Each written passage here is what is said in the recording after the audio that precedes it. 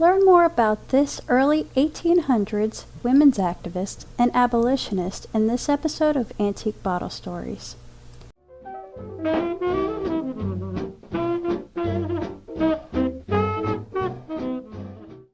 Lydia Pinkham was born in 1819 and died in 1883, and she came up with a vegetable compound, a women's tonic, for menstrual and menopausal problems. It was later deemed a quack medicine, but you can still buy a modified version of it today. I even found a few YouTube videos where women used it and they're giving their reviews on it. Lydia Pinkham was born in Lynn, Massachusetts. She was the 10th out of 12 children of William and Rebecca Estes. The Estes were an old Quaker family.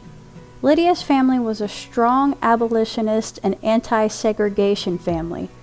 The fugitive slave and abolitionist leader Frederick Douglass was actually their neighbor and a family friend. The Estes household was a gathering place for local and visiting abolitionist leaders, such as William Lloyd Garrison. The Estes family broke away from the Quakers over the slavery issue in the early 1830s. Lydia was educated at Lynn Academy and worked as a school teacher before she married Isaac Pinkham in September 1843. She left teaching to become a mother. 4 of her children survived, and it was during this time that she became well known among her neighbors for her homemade remedies.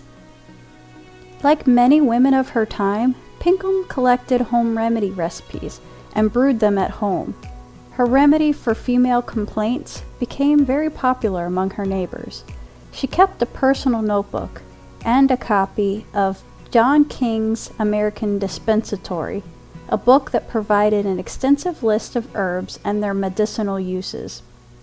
The vegetable compound, cooked up by Lydia on her stove, contained unicorn root, which helps with uterine function, life root, which is a diuretic and an anti-inflammatory, black cohosh, which is used to treat menopausal symptoms, pleurisy root, and fenugreek, which are both antispasmodic and anti-inflammatory.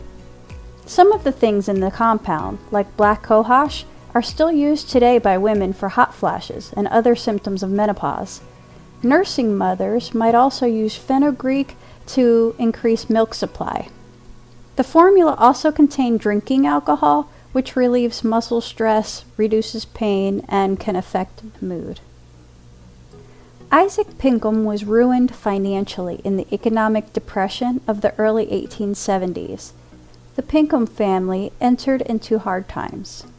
In 1875, they got the idea of making a family business out of the vegetable compound.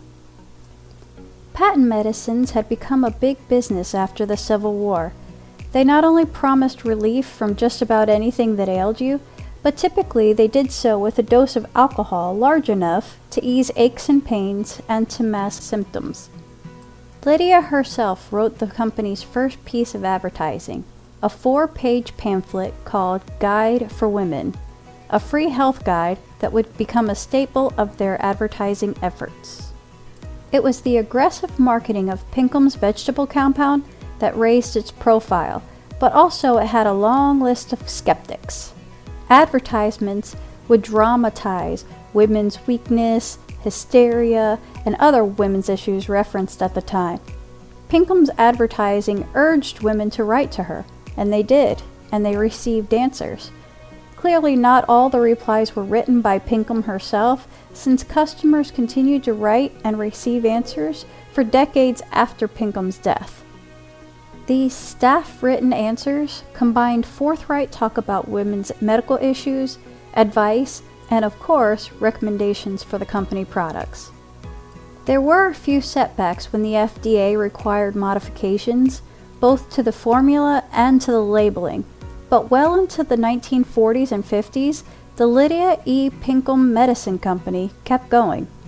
It was bought out by Cooper Laboratories for $1 million in 1968.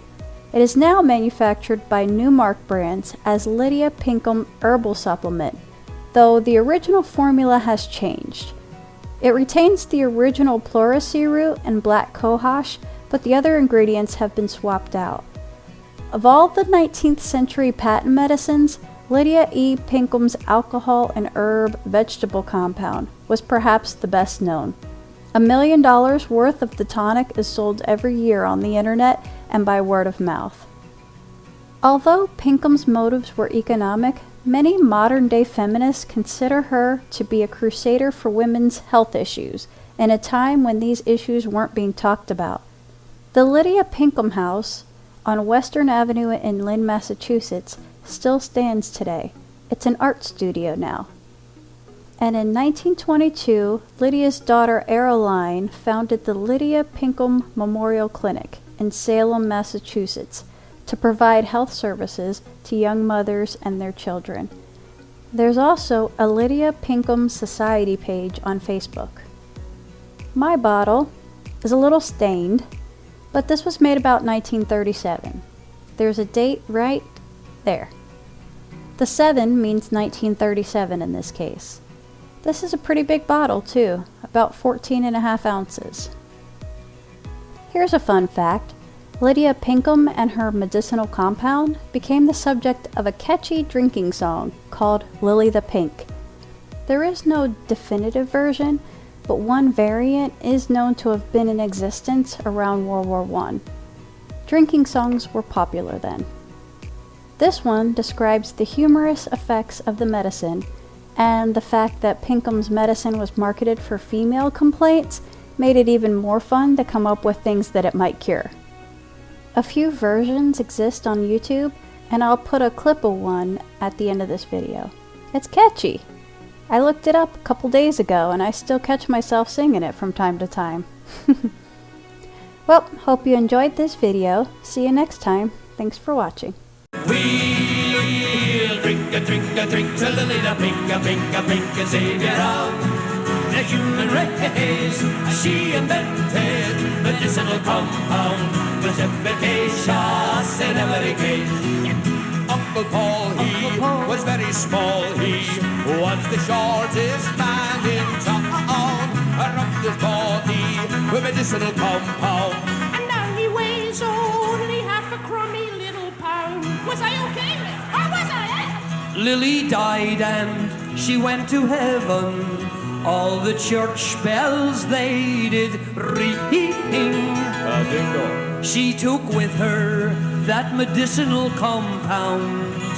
Hark the herald angels sing. We'll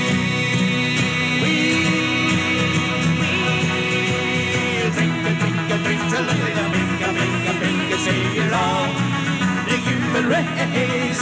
She invented medicinal compound, was efficacious in everything. And I'm on a time.